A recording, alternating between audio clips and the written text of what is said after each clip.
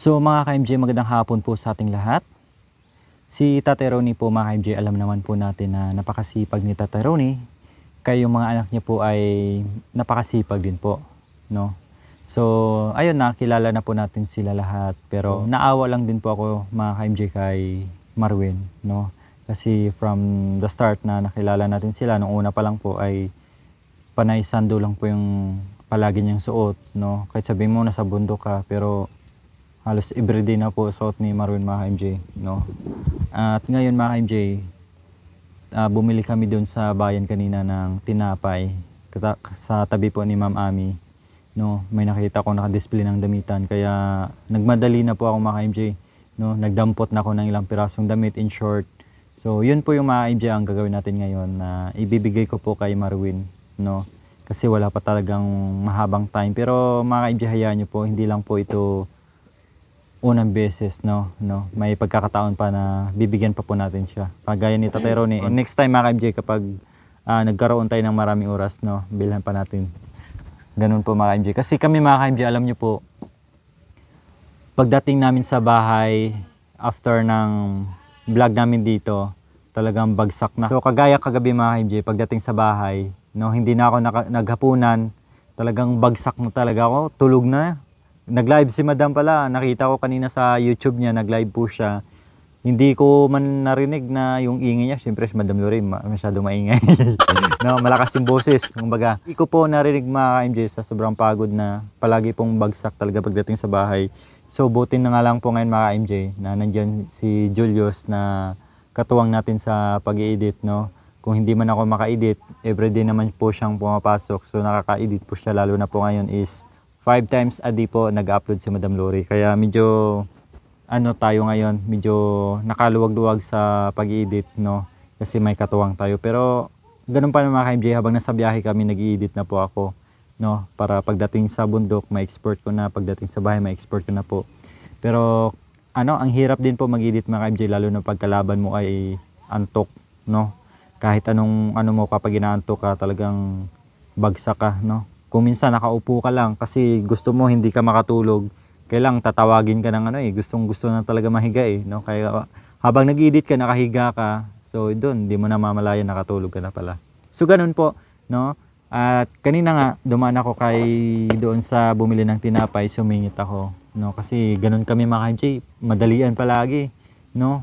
Kailangan madalian mga ka-MJ, yung bawat kilos sa amin. Kasi mga ka-MJ, kapag nakaalis kami ng bahay, alas 8, alas 9, pagdating namin dito, mga alauna na po sa bundok. So, kunting oras na lang po yung makukonsume namin dito, no?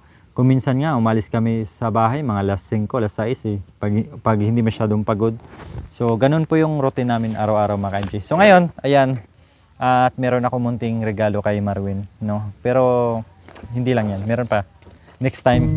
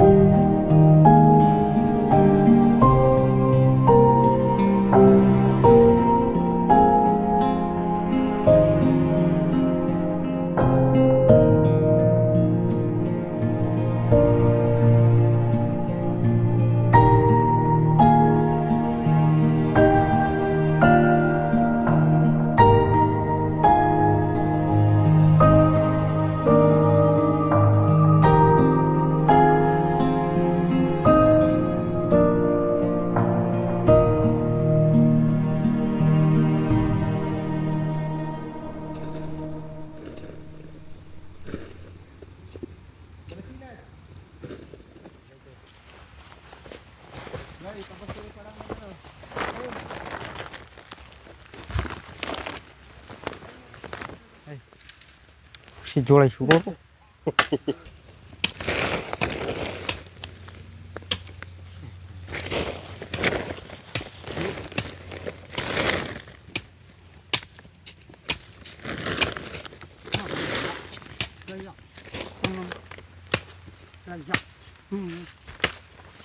Malaki na.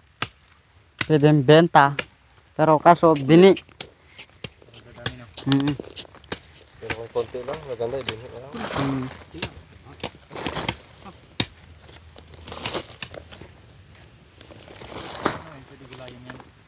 Oh, masarap to sa baboy.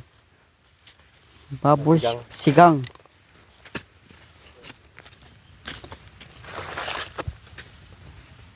Sumukuha naman na naman na.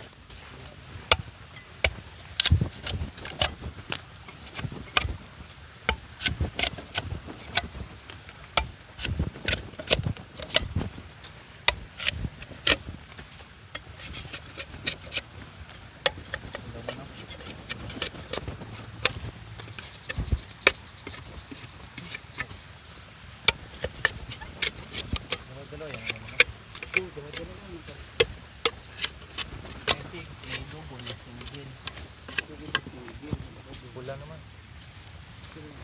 Gulang na matwa. Hindi malambot yan. Malambot yan.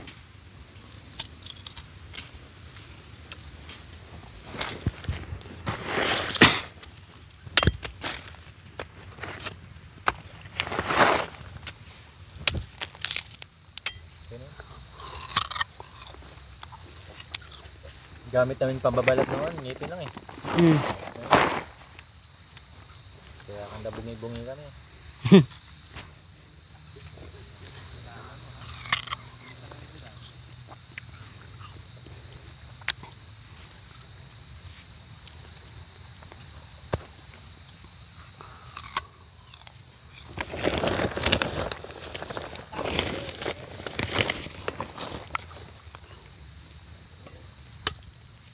Lambot na.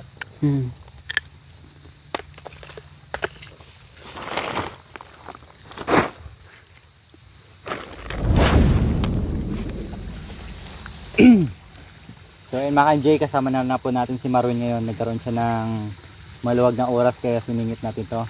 So kanina kasi when bumili ako ng tinapay, no? Eh may sukli pa kaya bumili ako ng ano, simpleng ano lang to, simpleng regalo para sa iyo. Madalas kasi nagsasando si Marwin mga ka-MJ. Kaya bumili ako ng sando. Yan. Di bale, hindi lang to unawin, no? Nagmamadali kasi. So siningit ko lang talaga. Yan, para sa iyo. Bagong sando. Oh. Yan. Parang malaki no? Sakto lang. Sakto lang. Yan, tapos ano mga ka-MJ? Tapos short. Yan, pang bahay ba? Ayos na rin, no? Oh, di ba? Tapos hindi lang yan, Win. Meron akong ano doon, meron akong ginagamit na pambundok ko. Kaya lang ano na, kaya ito pambundok mo na lang din eh. Yan, pang trabaho sa bundok ba? Yan. Tapos sambra. Si Marwin kahit grabe, sobrang init at napakasukal, nagsasando pa rin. Napanood nyo po yung pumunta kami dun sa taniman ni Binbin. Nagsando pa rin siya kaya ito pang obra niya po mga MJ. Maraming salamat sa iyo, kuya. Yan. Wala anuman. Di bali ano lang yan, pauna lang yan kasi nagmamadali na. Pag nagkaroon ng maraming oras, makapagbili din, no? At saka yung tsinelas mo, nakita ko butas na dito. Oo. Oh, alam mo, di ako bumili ng tsinelas. Patingin niya ng paa mo kung ano, gaano kalaki. Maraming salamat sa iyo sa binigay mong damit. Malaking bagay na po sa akin.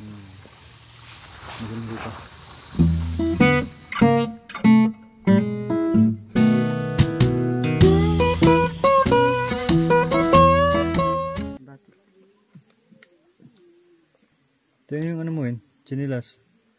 Tsinelas mo. Wala. Sana? Hindi ko na nakita.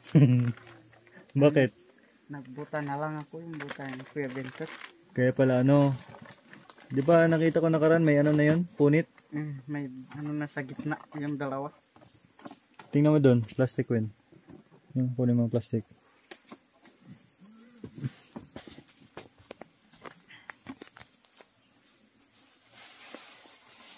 Yan. Sukat mo nga. Crocs.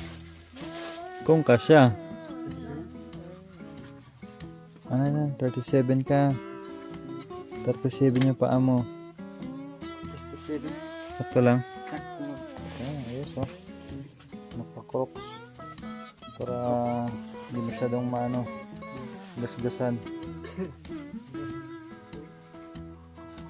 Saktong-sakto lang talaga. 37 pa ni Marwin.